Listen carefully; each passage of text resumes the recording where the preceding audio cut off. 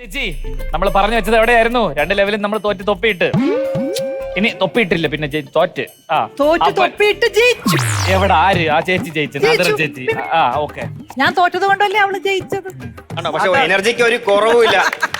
Anyways ഈ മത്സരത്തിൽ continue ചെയ്യണോ വേണ്ടയോ എന്ന് തീരുമാനിക്കേണ്ടത് നമ്മൾ ജനങ്ങളാണ്. കണ്ടിന്യൂ ചെയ്യണോ അതോ പുറത്ത് വേറെ ആൾക്കാർ മിടുക്കരിപ്പുണ്ട്, അവർക്ക് നമുക്ക് അവസരം കൊടുക്കണം. അവസരം കൊടുക്കണ്ടേ? ഇനിയുള്ളവർക്ക് അവസരം കൊടുക്കണ്ടേ? അവസരം കൊടുക്കണ്ടേ? കൈയടിക്ക്. അപ്പൊ ചേച്ചിക്ക് കിട്ടുന്നത് നന്നായിട്ട് ഉണരാൻ 4 wish mattress for healthy sleep.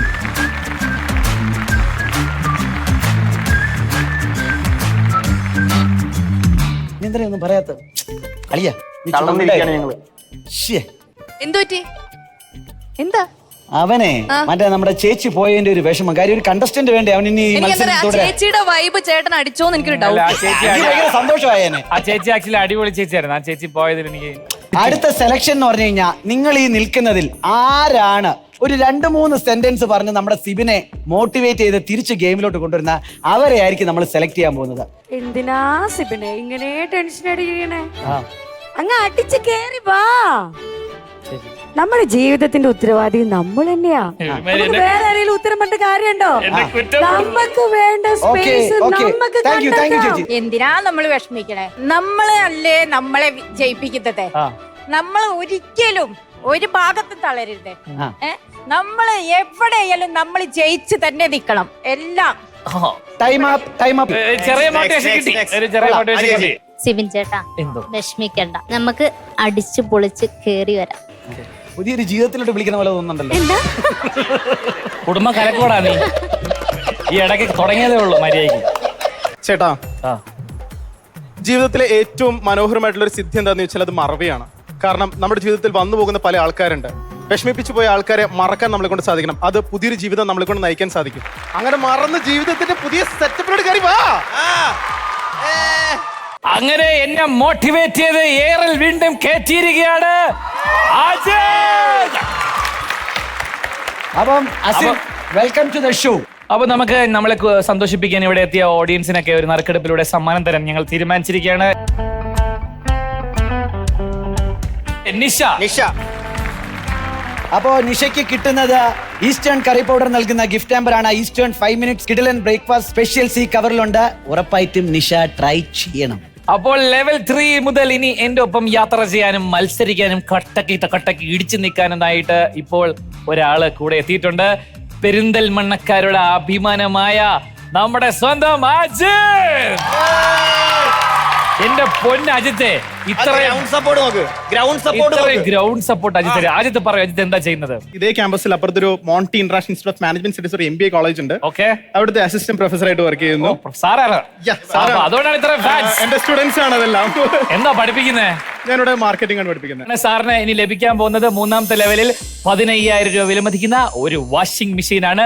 അതിന്റെ ഒപ്പം സാറിന് ലഭിക്കുന്നു കഴിഞ്ഞ മത്സരത്തിലെ 15,000 രൂപയുടെ സമ്മാനങ്ങൾ. 30,000 rupees ആണ് തേർഡ് ലെവലിൽ സാറിന് കിട്ടാൻ പോകുന്നത്. അല്ല, നമുക്ക് ഇവിടെ ജയിക്കുന്ന ആൾക്ക് കിട്ടാൻ പോകുന്നത്.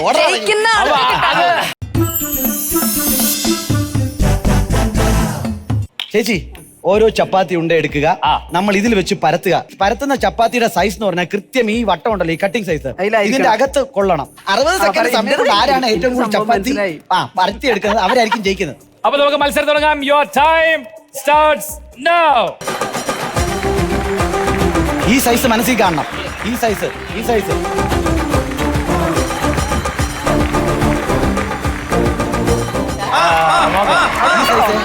കറക്റ്റ് വട്ടം ആക്കണം സാർ. കറക്റ്റ് വട്ടം.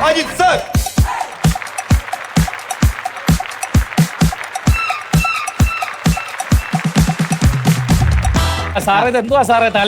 തടവി വിടുവാണോ? തലോടുവാണോ? ചപ്പാത്തി പരത്തലിൽ എക്സ്പെർട്ട് തന്നെയാണ്.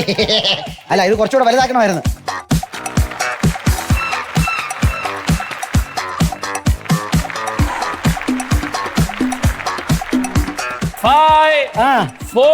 Okay. 3, 2, 1, 0. Time up. അപ്പൊ ഞങ്ങളുടെ ചപ്പാത്തി 1, 2, ബാക്കി ഉണ്ട് എത്രയുണ്ട് നോക്കിയാ 3, 5 ചപ്പാത്തിയില് വട്ടത്തിൽ ചപ്പാത്തിയും ഒരു ചതഞ്ഞ ഇന്ത്യയുടെ മാപ്പും. ഇത് കറക്റ്റ് റൗണ്ടില് ഇത്ത നന്നായിട്ട് തന്നെ ചെയ്തിട്ടുണ്ട്. നല്ല നല്ല ഷേപ്പ് എല്ലാം തന്നെ. അതിൽ ഒരെണ്ണം മാത്രമേ ഇത് ഇത്രയും കുഞ്ഞായി പോയിട്ടുള്ളൂ. എങ്കിലും അത് നല്ല റൗണ്ടാണ്, നന്നായിട്ട് തന്നെ ചെയ്തിട്ടുണ്ട്. പക്ഷെ അവിടുത്തെ നോക്കുമ്പം എല്ലാത്തിനും വ്യത്യാസമുണ്ട്. കണ്ടോ? അപ്പൊ അത് വെച്ച് നോക്കുമ്പോ നമ്മുടെ നദി ചേച്ചി തന്നെയാണ് ജയിച്ചിട്ടുള്ളത്. ചപ്പാത്തി പരത്തലിൽ വിജയിച്ചിരിക്കുന്നു നമ്മുടെ ടീം.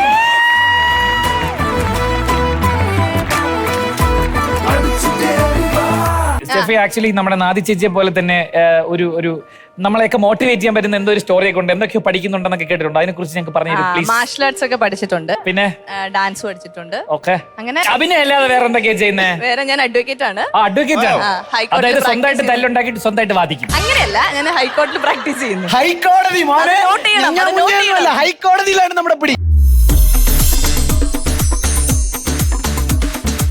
അങ്ങനെ നമ്മൾ ജാക്ക് പോട്ട് റൗണ്ടിൽ എത്തി നിൽക്കുകയാണ്. നിങ്ങൾക്ക് കാണാവുന്ന പോലെ 2 കുടം നിങ്ങളുടെ മുമ്പിലുണ്ട്. ഇപ്പൊ ചെയ്യേണ്ടതെന്ന് പറഞ്ഞു കഴിഞ്ഞാൽ ജയിച്ചു നിൽക്കുന്നത് ഇപ്പോ നമ്മുടെ നദി ഡാർലിംഗ് ആണ്. നദി ഡാർലിംഗ്, സോ നദി ഡാർലിംഗിന് തിരഞ്ഞെടുക്കാം ഏത് കുടവാണ് പൊട്ടിക്കേണ്ടതെന്ന്.